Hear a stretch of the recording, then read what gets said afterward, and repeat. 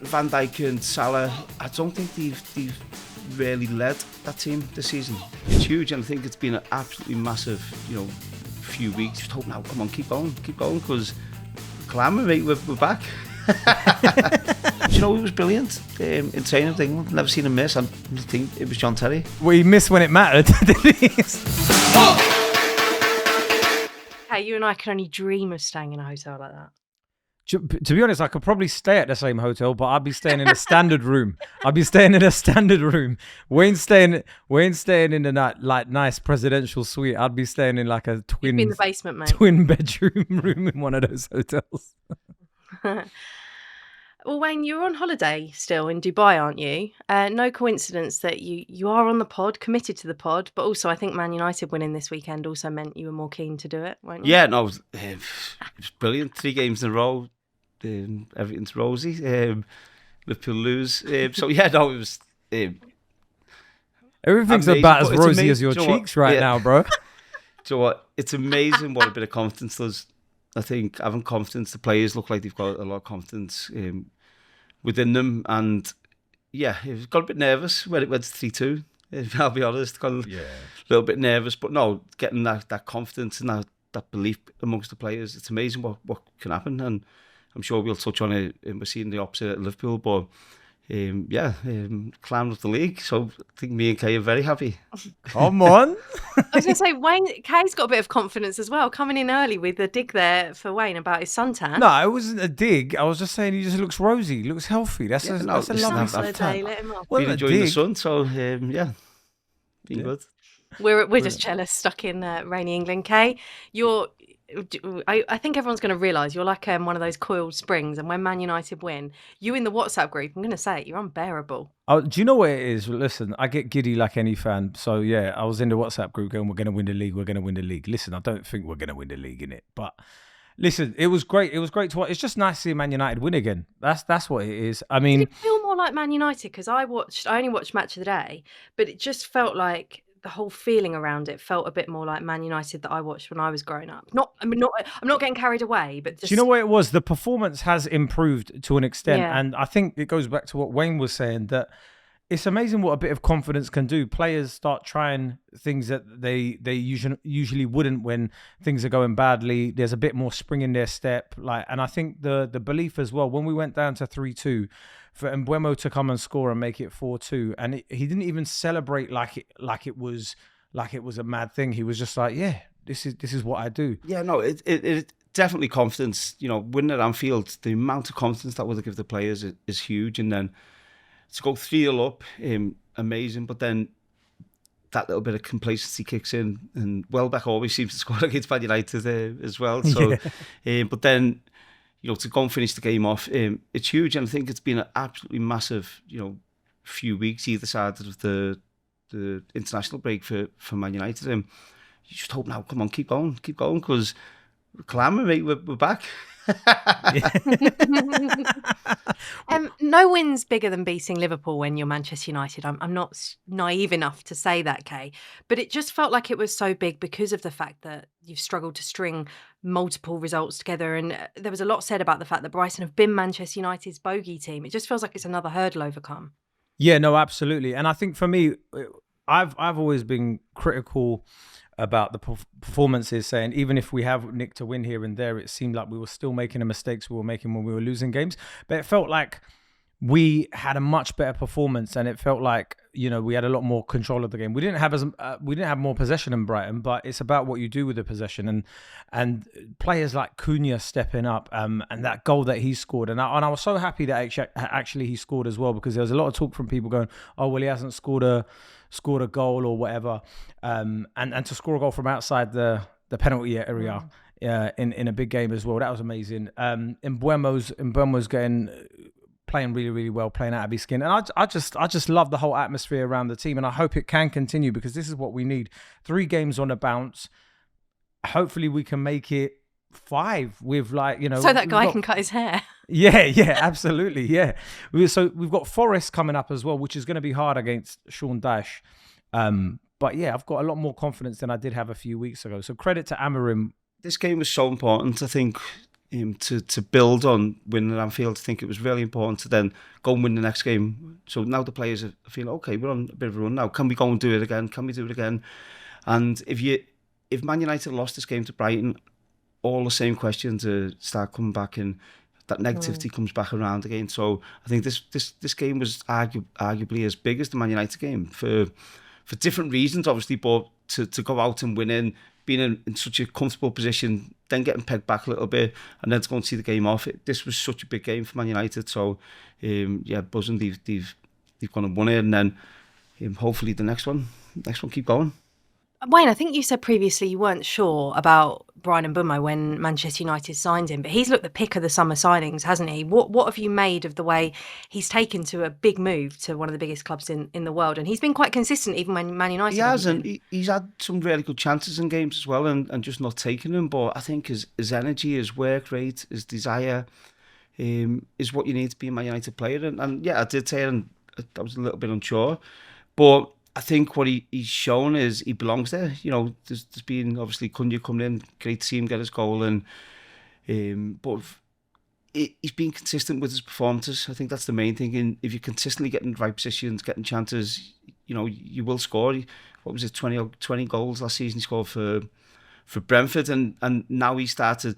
When you're a forward, you score goals. You enjoy scoring goals, and that feeling keeps going. And that's why you see players going on streaks. You know, going on streaks of scoring 8, 9, 10, 11 goals in a bounce, when then maybe when he don't score for a few games, and his confidence is very high at the minute, and hopefully that continues, because you know he's been certainly the best signing for Man United this season.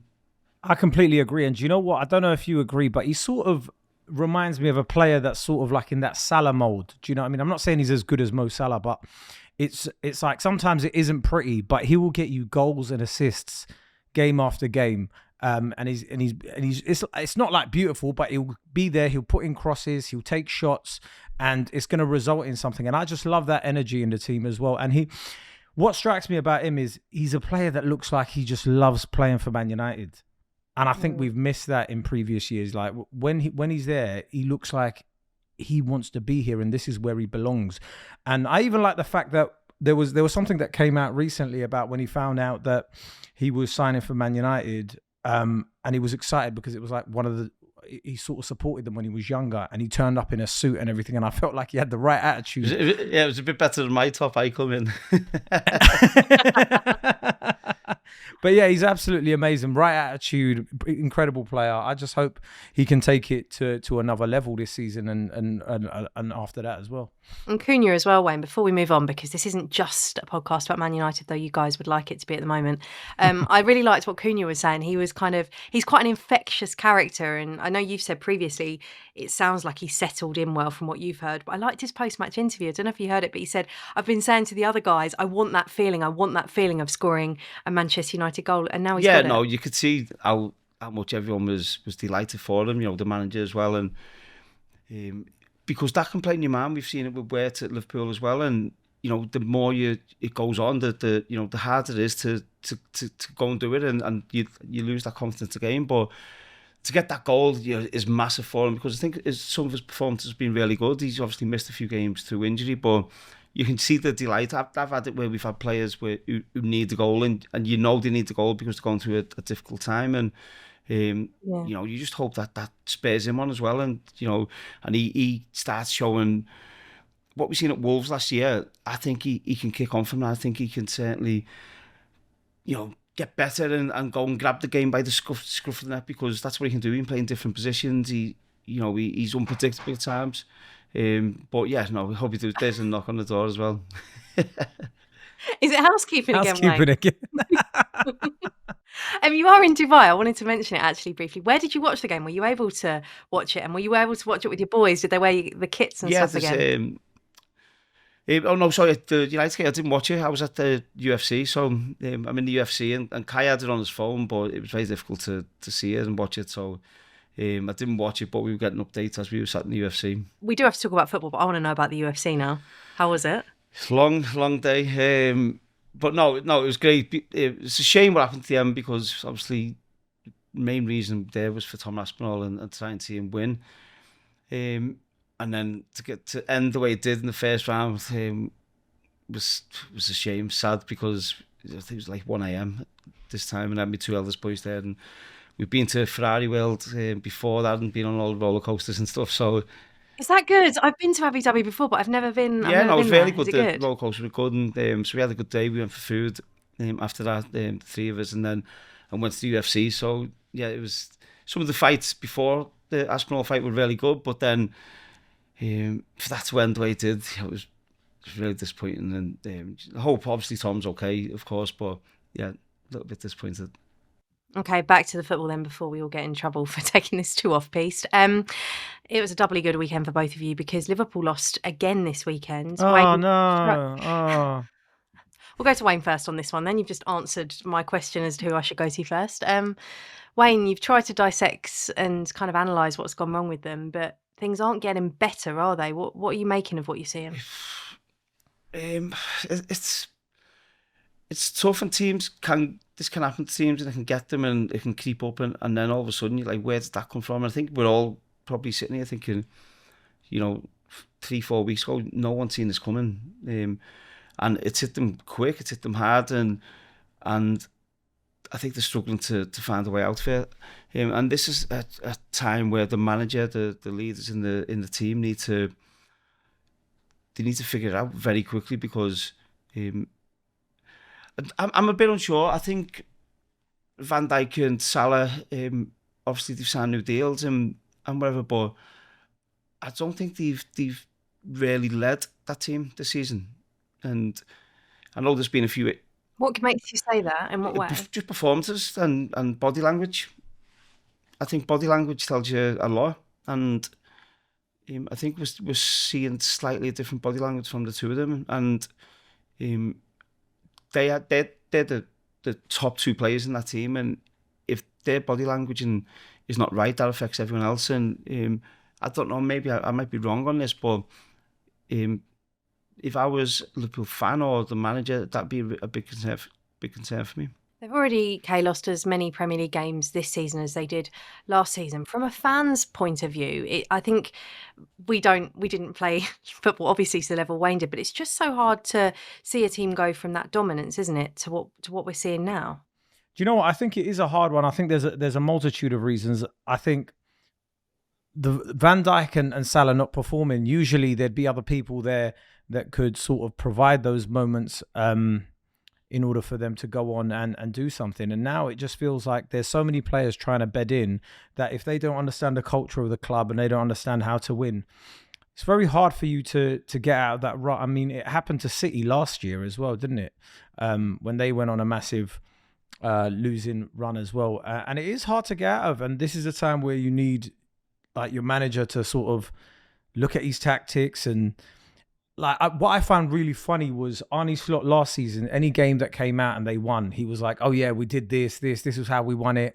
We took the fullbacks there. This is what we did. And then this season, it just seems like he blames set pieces or that, that team were playing long balls. And it's like, yeah, well, they're allowed to play long balls, bro. Like, find a way out. Well, that's what happens when you win the Premier League. That's what happens, and teams try and figure out your weaknesses, and it looks like a lot of teams have done that this season. And you need to adjust. You need to adapt. We spoke about this with Amron. You need to adapt, and you need to be ready for teams maybe trying something a little bit different against you. And Liverpool haven't figured it out yet. So and also it goes back to the confidence again. Man United have found the confidence to help them kick on, and Liverpool are in a bad place at the minute. And when that happens, I can't explain it. It's so difficult. You don't know how to get out of it. You can see the goal, and then straight away you're thinking, oh, where we go again. It's such a hard thing to get out of. The best thing is to simplify things. I think for each player, the manager, simplify the performance, simplify what you're doing, and normally if you've got better players, you win the game. But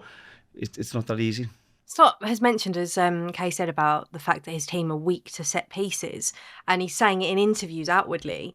What did you make of that? Because obviously he's been around the block, he knows what he's saying. Will that be sending a message to the players, the right type of message? Yeah, but I also think that I've worked with a few Dutch managers, Van Gaal, Cocu, Ron Koeman, and the one thing they are is very honest. And I think what he's saying to the media is what he'd be saying to the players. And set pieces are massive in the game, obviously, but and I'm sure that the work, and I'm probably doing more work than I've done on set pieces. But they keep conceding from them, and and other teams will be looking at it thinking, they're vulnerable. Let's put the ball in this area where maybe they wouldn't have before. So, it's an issue for them. But yeah, you've just got to get through it. I think that's what happens in football when you're weak at something. Teams try and make the most of that, but you've got to try and get through it any way possible. Get through it, and it'll be starting with one game. The next game, let's not concede from set piece. Let's not get done with long balls, and you have to bring everything back. And I know it's a cliche, but back to basics. You have to bring everything back, and then you can start building again to try and improve after that. Yeah, there's been a lot, hasn't there, said, Kae, about the fact that there's been big squad turnover at Liverpool, but we've seen that at other clubs as well, haven't we? So I don't know how you feel about people kind of using that as a reason as to maybe why this has happened. I think it's different when it's a club at the top of the table, just because there's a lot more pressure, and two, the frequency of games is a lot higher, and plus, it's different when you're a team that's perhaps on the back foot. But when you're a team that has to go out and control games, I think when you've got that level of squad turnover, it is harder for them to gel. But at the same time, it's not like they've bought mediocre players. They've bought decent players. Do you know what I mean? Wayne alluded to this last podcast as well, where we were talking about the fact that good players can play together. So I think that they've just got to find a way to get all these players in the team to click and to understand what they're doing. And I think, funnily enough, they do miss Trent a lot as well. And it's funny that, I mean, we're probably going to talk about Real Madrid later on, but the fact that Trent's not playing for Real as well, and you can see how much he's missed in that Liverpool squad is quite funny to me anyway. But yeah, this Liverpool downfall, I'm here for it. I knew you were being too serious. I knew that was going to come in at some point. Long may it continue. In this country, we've never had a strong Man United with a strong Liverpool. For one to be strong, the other has to fail. So this failure of Liverpool... As a neutral, I want you both to be strong. There's a long way to go. We're hoping it continues, but yeah. Listen, I can be a bit tongue-in-cheek while we're like ahead of them in the table. So yeah, I'm gonna cherish it. Enjoy it. You've got to enjoy the wins when they come, Kae. Yeah.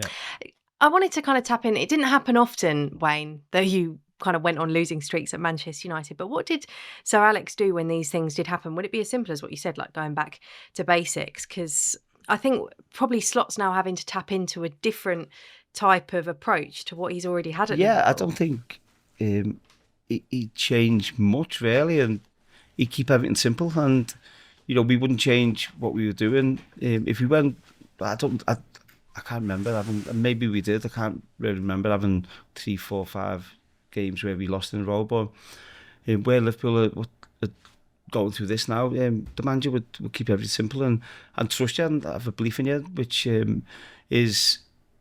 is when you have that trust from the manager and you have that belief that okay, it's okay. You lose games of football. That happens. That every team loses games, and I always remember we come in after games. I always remember Fulham away. Do you know the game where Cristiano Ronaldo scored in the last minute? I always remember that game. We come in, and how big that was in the, how much it meant. And then we had a game after that. I can't remember who it was, and we drew 1-1, and we were expected to win the game. And he'd come in and he was absolutely made up. He's like, that game will win us the league. And we walked in the dressing room, we're like upset and we should have won the game. But that's his experience and that's his calmness. That's why he was so good. There's games where you come in and he's absolutely delighted with the result. But he just stay calm and he'd have a go when you win games. So that's his opportunity, when you come in, and that keeps you grounded, that keeps your feet on the ground and makes you okay. But then there's games where we lose games and he's calm, he's in control, and that's why he was so good. So Arne Slot hasn't experienced that, I don't think, in his career at all, and so this is a big challenge for him. His assistants left as well, wasn't it? That's what I was going to bring up, literally, great minds and all that. Can that have, I was going to ask Wayne, and you probably were as well, okay, how much of an impact do you think that can have? How important are assistant managers? They're very important because your assistant does a lot of work. Your assistant manager, is some players don't want to speak to the manager all the time, or they have fallout. Players who aren't playing, but they don't want to approach the manager, so they go to the assistant manager. So the assistant has a lot of work to do to try and keep players calm. And so in training sessions, as a manager, you have lots of things to do outside of just the coaching part of it. So when you're doing that, the assistant will take control of it as well. So I think that's huge. And I think if you go back to Ange, when his assistant Chris Davis left to go to Birmingham, the results started to fade a little bit, and he never seemed to get that back. Obviously, to win the Europa League, but never seemed to get that back. So the assistant managers are so important. I don't know if you can blame it on that wholeheartedly. No, but it does have a massive effect, because players have a relationship with the assistant manager as well, and sometimes a better relationship with the assistant manager than they do with the manager. So when your assistant manager leaves, I had me same assistant manager in every club I went to, because they're that important. And sometimes when they leave, the players who do have that relationship, maybe they feel a bit lost. So it is very important to have a good assistant. Just in case this makes the edit, Wayne, your son is climbing across the back of the chair back of the shot. He's trying to get a charger. Yeah. That's all right. He's got to get it. Yeah, he's just realised he's on TV. You're going to be on the BBC Sport YouTube. He's giving me a thumbs up. Yes. I was going to say, how different was the style of coaching or the way the assistants behaved at United? So when you had like Mike Phelan, how different was he to like Carlos Queiroz? They were all different in different ways. So Mike Phelan, was brilliant with. Obviously, he coached, but then he was brilliant with the, helping with the commercial stuff, which the manager probably went towards the end when he got a little bit older. Mick took all that responsibility and all that off him. Carlos Queiroz was very conservative. He let's stay in the game, let's go and win the game. And brought, where the manager was very front-footed, let's go and attack, let's go and be aggressive with it. Carlos, brought a little bit back from the manager in certain games, which certainly helped us. So, they're all different in their own ways, and so it's interesting because we had Mick, then we had René Meulenstein who was there as well. He was a one-on-one coach, and then he come in and he was more about the attack and play. So it's interesting, different coaches, but then ultimately the manager has the final say, of course, and they decide what you do. But the assistant managers do a lot behind the scenes, which maybe a lot of people don't see. Okay, so Liverpool lost this weekend. Manchester City lost as well at Aston Villa. Arsenal, however, ground out a win against Crystal Palace. Things are looking good for Arsenal, aren't they, Wayne? Yeah, and they've got a good squad. They've got good players. I think Arteta's been waiting. He's been very close, and they've tallied up a good amount of points in a couple of them seasons, which potentially in other years might have won them the league. But he's got a squad now where they're really expected to win the league now, and the grind results, the physical, they've got good attacking players. So if one isn't doing it, the next one will. They're solid at the back. So I think they've gone to the fit. They're doing what they should be doing. Let's be real, though. They're doing what they should be doing. Like, if they don't win the league this season, they're never going to win it. I'm sorry, but like, you've got an open run at it. Like, Liverpool are self-destructing. I think City might have to say something about it. It's only October. Yeah, I know. The clocks have gone back though, so we can look at the table now,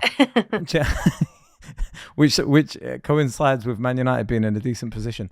But they're doing what they should be doing. If Arsenal don't win the league this season, it's a failure. We've seen Arsenal before, and we've seen them a few years ago. I think with Arteta, correct me if I'm wrong, I think they were like 9 to 11 points. Top at Christmas. 9 to 11 points yeah, of clear. Course, they've been there before, yeah. At Christmas or in January, and never won it. So that's the pressure. The pressure is now: can you beat up the league? Can you stay there? The demands of winning. Do you think they can? I think they can. I think the squad is good enough now, and I think they've had them experiences which has got them close. But I think they're ready for it. I think they're ready to do it. I think it'll be interesting to see how they perform once they go further in the Champions League. But I think they've got no excuse because there's no excuse. I think, the players they brought in, there's no excuse. If they don't win it now, then, you'd probably see a change of manager if they don't win it now. Oh. But it was a big weekend of football, not just in the Premier League, but it was El Clásico this weekend as well, wasn't it? It was a really good game. Real Madrid beating Barca 2-1. It was the first El Clásico of the season, and it was a good game for Jude Bellingham. He scored what actually ended up being the winner, and he got an assist for Kylian Mbappe as well. Jude's been in the headlines a bit, particularly over here in England, hasn't he, Wayne, after not being in the last England squad despite being back available. That was a performance probably that he needed, and probably that he'll be thinking, hello, Thomas Tuchel, have you seen this? Yeah, no, it was a great reaction, and from being left out the England squad, and that's what he can do, and that's why he's such a special player. He has special moments. We've seen it in the Euros, and again now, obviously with Madrid, he's had big moments, and in the biggest game, arguably, that is out there, the El Clásico. He has an impact. He gets to the assist, gets the goal, and that's a mindset when you get left out, and do you sit there and sulk, or do you go and react and try and prove people wrong, and he's gone and done that. So yeah, I'm sure for Jude, and I've heard debate over the last few weeks, should he be in the England squad come the World Cup? He has to be in the England squad. There's any doubt about that. He has to be in the England squad, and because when you need to, and Harry Kane's the one you all rely on, but when you need to, and he's one who could go and do that as well. Do you know what? I think you need a few players with an ego, and I think he's one of them. Do you know what I mean? It's like, I remember that interview where they were like, who writes your scripts? And he said, I do. And it's like, sometimes in the big games, you need a player like that where he goes, this is what I was born for. This is why I'm here to play football. And you see, he does show up, like in the big games, El Clásicos, when England need a goal at the last minute or whatever, he's there, and he bailed out Real Madrid quite a few times a couple of seasons ago as well. So I think any England squad without Jude Bellingham is setting itself up. You need players who do have that attitude, and I don't mean attitude in a bad way, but the attitude to walk on a pitch and look at the opponents and say, do you know what, I'm better than you, and you need that, and it's not a bad thing to have, and I think Jude Bellingham has got that. We've seen that since a very young age, and he's still very young. As it is, but you need match winners. You need people who'll have moments, special moments, and he'll certainly provide that for you. We didn't speak about it at the time, actually, because I think it was one of our really busy shows, but obviously Thomas Tuchel did leave him out. I wondered what you made of the way that Tuchel's been handling that. Obviously England have been going really well in the games, performing games, winning, qualifying. But did you agree, or did you understand why he didn't bring him? He's been injured, and he'd been out for a while, and and there's conversations which happen between clubs, with the international teams, between the player with the international manager. I'm sure there was a conversation which was had between Thomas Tuchel and Jude. You know what, this is a good chance, maybe a little 7-day mini pre-season, 8-day mini pre-season for you to go and get your fitness work in. We don't need you, we know what you can do. I've got players I need to look at within the squad. So then obviously when he's not in the squad, and Tuchel, the hard thing for Thomas Tuchel is if he comes out and says, right, I've had the conversation and I've brought someone else in just for this squad, then how does that player feel? So he's trying to manage all the players, but I'm sure that there will have been a conversation between the two of them to say, right, go and get some fitness work in, because you've got a big season coming up. You've been out for a while, and I've no doubt that happened, but obviously everyone's speculating, and we'll never know, I suppose. But yeah, can we talk about Marcus Rashford as well, please? Rashford getting an assist. I knew you were going to bring that up. Yeah, Kae, I bet as a Manchester United fan now, you've got a bit more interest in what goes on over at Barcelona. Yeah, listen, man, I've always loved Marcus Rashford. I know it didn't go according to plan at Man United, but to see him getting goals and assists for Barcelona, it's wonderful to see. It's amazing to see, and I just hope he continues. And I love the way that Barcelona celebrate him as a player as well. He's always on their social media. They're always hyping him up and talking about how much of a star they have on their hands. And I saw someone saying it on Twitter, and it was like, that's how you create hype for Ballon d'Or and things like that. And I'm not saying he's a Ballon d'Or candidate, but it's things like that really play into it. Once people get talking about him, and those Barcelona fans are crazy online. So yeah, I'd much prefer to see him doing that for Man United. I'll be honest. yeah, but exactly. No, listen, exactly, he's. And I don't think it was the easiest start the first couple of games, and there was a bit of people talking about him. But no, he's got his head down. He's doing well. He's playing well, and for any young English player, and especially someone you know and you want to do well, it's great to see that. And yeah, listen, Marcus Rashford at his best is a top player, and that's what we all want to see. And you just hope he stays settled and he keeps performing, keeps working. And if he does that, then I don't think there's any doubt about his ability. And it'll be amazing in a World Cup year as well. For him. And you know what? I think fair play to Thomas Tuchel because for bringing him in and playing him as well. And I know Anthony Gordon is probably gone ahead of him a little bit in Tuchel's plans. It looks like anyway. You don't know, but for bringing him in and playing him and picking him when maybe people didn't think he should. So I think fair play to Tuchel because that gives a player confidence as well. Okay, going back to the El Clásico very quickly, Szczesny also saved a penalty from Mbappe. And Wayne, you probably are expecting me to mention your hat-trick or the many goals that you scored against him. But firstly, sorry to do this, I wanted to remind you of a penalty that you took against him. And you did miss, a very rare miss. I think it was in 2010. Yeah, right? I hit it off the bar, I think. Yeah. Did you see his quotes on this recently? Yes, I've seen him, yeah. And listen, I didn't focus on what the keeper done, so I never looked at what the keeper done. I He claims his presence. He said maybe his presence put you. Yeah, no. Can I answer for Wayne, please? Like no keeper that had to leave the league because he couldn't handle the intensity psyched out Wayne Rooney. No. So, sorry, he can't say that. Also, by the way, in his defence, apparently these quotes were from quite a while ago. I'm not trying to misquote no. him. I always pick the side. I practiced in training. I picked the side. So regardless who the keeper was before I went the game, when I was taking penalties, I knew where I was going, regardless of who the goalkeeper was. So I just hit it wrong and. I slotted one in for me after in the 8-2 game against them as well. So, to be fair, I think in another interview he also said he absolutely hated playing against him because you scored against him quite a lot, didn't you? Actually, I don't have an exact number. But there was a scored a few past him. But no, listen, I've spoke to him as well outside of football, and he's a really nice fella. And so he's a good keeper. He has a good career, and to be still playing now at Barcelona, he's done really well.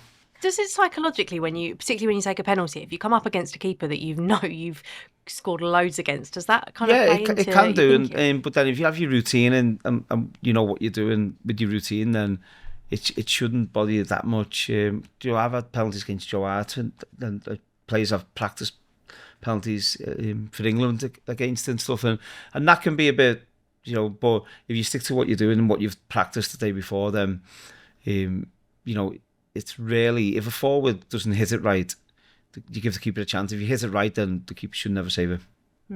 Was there any keepers you hated playing against, though, when you saw them and you were like, oh come on, they all just hated playing against him, surely. Really? Peter Cech was probably the one. He was big. Yeah. But, I'd never really focused on the keepers, to be honest. But I think that's because...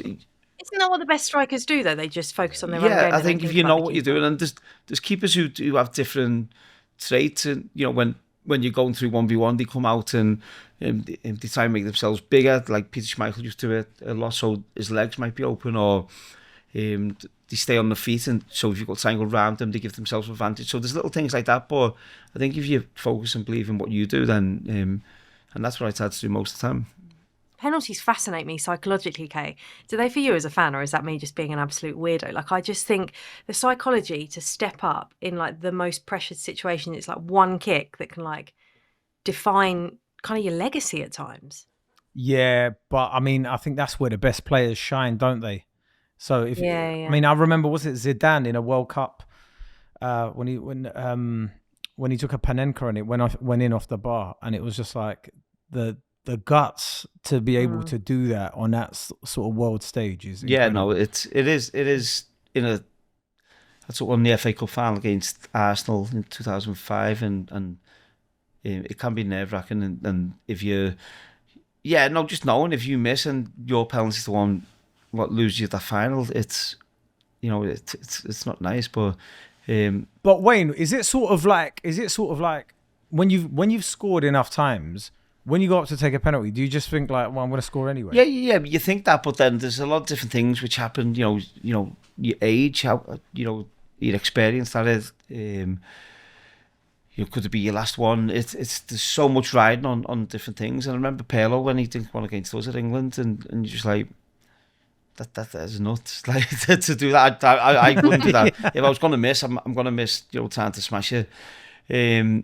But yeah, it's mad psychologically, and you see players who just are just not penalty takers, don't want to take penalties, and forwards as well. They were like that. So you've got to be ready to accept that. If you missed, it's on you, and if you're ready for that, then I think your confidence will come through. I think the only other thing that really fascinates me about penalties is sometimes there's some players that you would never expect to be great at penalties, but they're like insane at penalties. Harry Maguire comes to mind. Like I remember when he slapped that penalty into and it hit the camera. And it took the camera off the net as well. And he's like, I've not seen a bad pen from Harry Maguire. Do you know who was brilliant in training with England? Never seen him miss. I think it was John Terry. Well, he missed when it mattered, didn't he? Every penalty at England, really good penalty taker. And when he stepped up, I was thinking he's not going to miss. Really good penalty taker, and obviously that happened. So you do have players who you probably wouldn't think are good penalty takers, but whether it's a defender or fullback, a midfielder who doesn't really go forward. Some players are just made for them, yeah. I bet he just absolutely smashed it, didn't he? That was his technique. No, he like, bit of finesse, and honestly, he was really good at penalties. Jamie Carragher as well was good at penalties. Really? Jamie Carragher? I feel like if we keep this conversation going long enough, we're going to get some real shot names out of Wayne. Carragher was really good at penalties as well, and he missed in any at Man United? 2006. Not unexpected ones. Owen Hargreaves was brilliant. Brilliant at free kicks as well. But yeah, not any you wouldn't expect at United. When I watch a penalty, I just want to see them. I can't deal with, I'm a Watford fan, as we know, and no one really, there's not the same level of pressure on it. But when I'm watching a player on my team take a penalty, I just want them to absolutely smash it. I don't want any of the Panenka style things. Can't deal with that as a fan. I think you and Ruben Amorim are the same. Probably the only similarity between myself and but there we go. On that note, we'll wrap it up. Wayne, you can get out back in. What time is it in Dubai? It is 11:10. Oh, get back out and enjoy your evening. Sorry to interrupt your holiday once again. Kae, you are right. Actually, we need to address this. Why have you replaced your backdrop which is normally a photo of Wayne, with a new swanky coffee machine? Well, no, I've just moved into my new house, so you're showing off. You're in your kitchen. No, I'm not showing off. Honestly, it's like my office. I haven't fixed up my office yet, so there's like clothes and stuff everywhere. But like, yeah, you get to see my brand new coffee machine. By the way, what a coffee machine! I'm not even getting paid to say that. Yeah, I can make you a double espresso. I'm learning how to do the milk art at the moment. Honestly, it's the hardest thing ever. Like, Wayne, you can come round, bruv. I'll make you a nice little flat white. Oh, Wayne, we didn't ask how your actual birthday was. Yeah, it was good. Yeah, we had a nice day on the beach with the kids and that, so that was really good. Enjoyed it. Okay, good. Glad that wasn't a long story, because we're going to get in trouble. This pod is way too long as it stands. As always, thanks guys for listening, and we're going to be back on Friday with a special Q&A episode where we put some of your questions to Wayne, myself and Kae. I'm not sure how good a job we did of doing those questions, but we got through it in the end, didn't we? Yeah, that was good. As always, you can watch the Wayne Rooney Show on the BBC iPlayer or the BBC Sport YouTube, or you can listen on BBC Sounds.